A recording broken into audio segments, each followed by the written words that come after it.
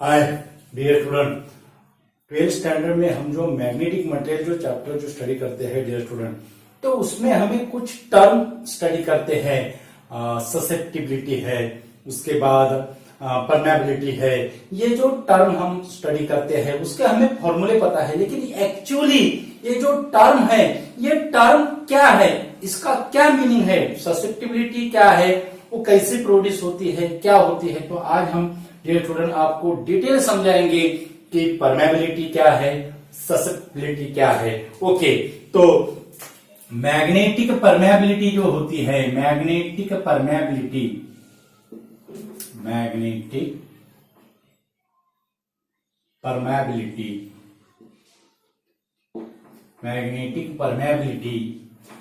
ये magnetic permeability two types में divided होती है डियर स्टूडेंट। एक रहता है एब्सोल्यूट परमेबिलिटी,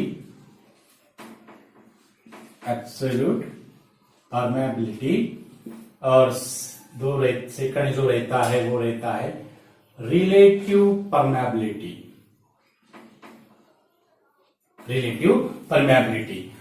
और ये जो एब्सोल्यूट परमेबिलिटी है, ये एब्सोल्यूट परमेबिलिटी क्या है, ये हम आपको समझाएंगे डियर स्टूडेंट। रिलेटिव परमेबिलिटी कैसी है, एब्सोल्यूट परमेबिलिटी क्या है। ओके, तो मानो ये हमारा मैग्नेटिक फील्ड हो गया है। ओके, ये हो गया हमारा मैग्नेटिक फील्ड भी। तो मैग्नेटिक फील्ड भी यानी number of magnetic lines of forces passing through the substance और स्पेस, उसको हम मैग्नेटिक लाइंस ऑफ फोर्सेस कहते हैं। ओके, और वो जो मैग्नेटिक फील्ड का जो मैग्नीट्यूड है, it is represented in the form of magnetic lines of force. जैसे इलेक्ट्रिक फील्ड जो होता है dear student, it is represented in the form of electric line of force, वैसे ही मैग्नेटिक फील्ड जो होता है वो होता है, it is represent in the form of magnetic lines of forces. Okay, तो अगर हमने यहां पे अगर मटेरियल अगर रखा, some material which have a magnetic moment place in the external magnetic field, then ये जो पहले जो मैग्नेटिक लाइंस ऑफ फोर्सेस थे, ये मैग्नेटिक लाइंस ऑफ फोर्सेस क्या होंगे, अब रीडिस्ट्रीब्यूटेड होंगे। यानी ये मटेरियल है, ये क्या है, मटेरियल है, ये है मटेरियल। तो मैग्नेटिक लाइंस ऑफ फोर्सेस क्या होंगे, रीडिस्ट्रीब्यूटेड होंगे। और रीडिस्ट्रीब्यूटेड यानी उसका डिस्ट्रीब्यूशन कैसा होगा। ओके, तो उनका क्या होगा, डिस्ट्रीब्यूशन होगा, उनका क्या होगा, डिस्ट्रीब्यूशन होगा।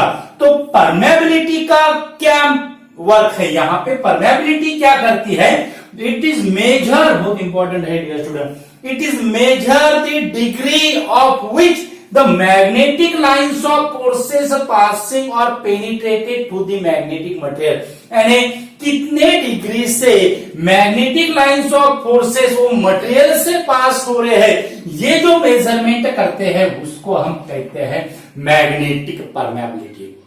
उसको हम क्या कहते हैं, मैग्नेटिक परमेबिलिटी। ओके, यानी अगर इसमें से अगर large number of magnetic lines of forces क्या हो गए, अगर पास अगर हो गए, इसमें से अगर मटेरियल से अगर large number of magnetic lines of forces क्या हो गए, पास अगर हो गए, तो परमेबिलिटी जो रहेगी वो परमेबिलिटी क्या रहेगी, ज्यादा रहेगी, means it is a greater permeability. और फेरोमैग्नेटिक जो मटेरियल है उसकी क्या रहेगी, ग्रेटर क्या रहेगी, परमेबिलिटी रहेगी। क्या रहेगी, ग्रेटर क्या रहेगी, परमेबिलिटी रहेगी। और मॉडरेट अगर रहा तो पैरामैग्नेटिक मटेरियल होगा, और फीबली अगर यानी small number of magnetic lines of forces, और जो मैग्नेटिक लाइंस ऑफ फोर्सेस है, it is nothing, it is tends to zero magnetic lines of forces अगर उसमें से अगर पास अगर हो गए, tends to zero, not equal to zero, यानी 10 में से 10,000 में से अगर 1 लाइन्स अगर वहां से अगर पास अगर होती है, ओके, अज्यूम किया है हमने, तो वो हो जाएगा हमारा डायमैग्नेटिक मटेरियल। यानी मैग्नेटिक परमेबिलिटी ये जो है ये क्या मेजर कर रही है, it is measure the degree of which the magnetic lines of forces penetrated into the material which is place in a magnetic field. तो उसको हम क्या कहते हैं, एब्सोल्यूट परमेबिलिटी कहते हैं। और एब्सोल्यूट परमेबिलिटी जो है उसका जो रिलेशन है वो रिलेशन कैसा होगा फिर मैग्नेटिक इंडक्शन से और मैग्नेटिक फील्ड स्ट्रेंथ से, that is mu equal to B by H, that is mu equal to B by H. और रिलेटिव परमेबिलिटी जो होती है it is denoted by mu R, it is denoted by mu R. और relative permeability जो है it is nothing but the number, ये number है और it is the ratio of mu to mu zero. Relative permeability जो it is a dimensionless quantity, unitless quantity and it is the ratio of, it is the ratio of absolute permeability to the permeability of free base, to the permeability of free base। Okay, तो relative permeability जो ये है relative permeability, इसका same ratio जो है, दो quantity का same ratio है, इसलिए इसकी जो वैल्यू है it is only gives the number, ये सिर्फ हमें क्या देगा, नंबर देगा। और डायमैग्नेटिक मटेरियल के लिए इसकी जो वैल्यू जो रहेगी mu R that is the less than 1, ये हो गई डायमैग्नेटिक मटेरियल के लिए, डायमैग्नेटिक मटेरियल के लिए। और mu R is greater than 1, ये हो गई पैरामैग्नेटिक के लिए। और mu R is very very greater than 1, ये हो गई हमारी फेरोमैग्नेटिक के लिए, ये क्या हो गई, फेरोमैग्नेटिक के लिए। तो ये जो हमारा जो फॉर्मूला है म्यू आर का, mu R that is equal to mu by mu zero, mu R that is equal to mu by mu zero. तो यही फॉर्मूला अगर हम ऐसे भी लिख सकते हैं that is B upon mu zero H, that is second जो फॉर्मूला है म्यू आर का, B upon mu zero H, B upon mu zero H. तो ये था हमारा मैग्नेटिक परमेबिलिटी का, ये क्या था डियर स्टूडेंट, हमारा मैग्नेटिक परमेबिलिटी का। अब मैग्नेटिक ससेप्टिबिलिटी क्या है, मैग्नेटिक ससेप्टिबिलिटी क्या है, मैग्नेटिक ससेप्टिबिलिटी, मैग्नेटिक ससेप्टिबिलिटी क्या है, magnetic susceptibility it is denoted bye चाय।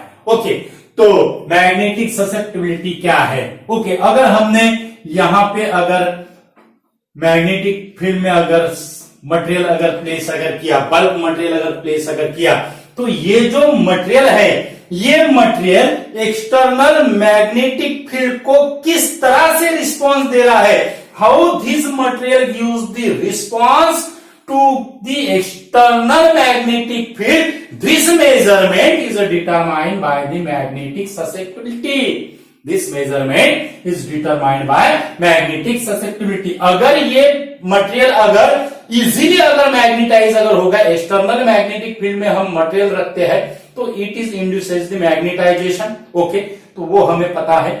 लेकिन ये अगर मटेरियल अगर इजीली अगर मैग्नेटाइज होकर होगा, यानी ये जल्दी अगर रिस्पॉन्स अगर दिया, ओके, तो वो जो मटेरियल होगा when it is easily magnetise, then उसको हम फेरोमैग्नेटिक मटेरियल कहते हैं। उससे अगर उसने अगर थोड़ी देर में अगर मैग्नेटाइज अगर करने में थोड़ी देर लगाए तो उसको हम पैरामैग्नेटिक कहते हैं। और जो मटेरियल जो होता है, जो मटेरियल होता है वो मैग्नेटिक फील्ड को अपोज करता है, यानी मैग्नेटाइज कंडीशन में आने के लिए वो एक्सटर्नल मैग्नेटिक फील्ड को क्या करता है, अपोज करता है। वो मैग्नेटिक मटेरियल होता है डायमैग्नेटिक मटेरियल, वो मटेरियल क्या होता है, डायमैग्नेटिक मटेरियल। हमें पता है डियर स्टूडेंट, अगर हम मैग्नेट अगर सिल्वर गोल्ड के पास अगर ले अगर गए तो वो it is not attracted towards the magnet. इसका रीजन यही है कि वो जो मटेरियल जो होते हैं, गोल्ड है, सिल्वर है, ये जो मटेरियल जो होते हैं, ये मटेरियल जो एक्सटर्नल जो फील्ड है जो हम मैग्नेट से उसको प्रोवाइडेड करते हैं, उसको क्या करते हैं, रिपेल करते हैं। It is repelled, it is oppose the external magnetic field. तो वो जो मटेरियल है वो मटेरियल क्या है, डायमैग्नेटिक मटेरियल है। और डायमैग्नेटिक मटेरियल के लिए इसकी जो वैल्यू रहेगी, ससेप्टिबिलिटी की वैल्यू जो रहेगी वो क्या रहेगी, निगेटिव रहेगी। और diamagnetic material the magnetic susceptibility is negative, okay, यानी ये जो है ये क्या करता है, अपोज करते हैं। Means magnetic susceptibility measure the response given by the material to the external magnetic field. कैसा रिस्पॉन्स दे रहा है, means it is the measurement of the response, how the material gives the response to the external magnetic field. This measurement is done by the magnetic susceptibility. Okay, और उसका जो relation जो रहेगा magnetisation और magnetic field strain के साथ, तो ये उसका रिलेशन है। Means it is the unitless dimensionless quantity, it is a pure number, it is a pure number. और पैरामैग्नेटिक के लिए ये क्या रहेगी, पॉजिटिव रहेगी, स्मॉल और पॉजिटिव। और फेरोमैग्नेटिक के लिए क्या रहेगी, इट इज लार्ज और पॉजिटिव। और डायमैग्नेटिक के लिए क्या रहेगी, निगेटिव रहेगी। डायमैग्नेटिक के लिए क्या रहेगी, निगेटिव रहेगी। यानी ये जो हमने जो रिलेशन देखा है mu R that is equal to 1 plus चार, ये हमें रिलेशन पता है। Mu R that is equal to 1 plus चार। लाइन अगर होता है तो इसकी जो वैल्यू रहेगी वो क्या रहेगी, लार्ज रहेगी, पॉजिटिव रहेगी। और जो एटॉमिक डायपोल जो है वो अगर मैग्नेटिक फील्ड के अगर अपोज अगर यानी अपोजिट अगर इससे अगर अलाइन अगर हुआ, means it is opposite, it is align opposite to that of the direction of magnetic field, then it is a negative, it is a negative. तो ये था डियर स्टूडेंट हमारा ससेप्टिबिलिटी और परमेबिलिटी पे वीडियो।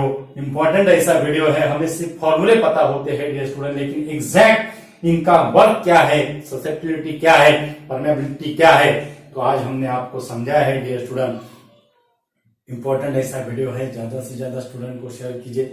और हमारे चैनल पे अगर नए अगर यूजर है तो हमारा चैनल सब्सक्राइब कीजिए। हमारे चैनल का जो नाम है वो है equinox physics. Thank you so much.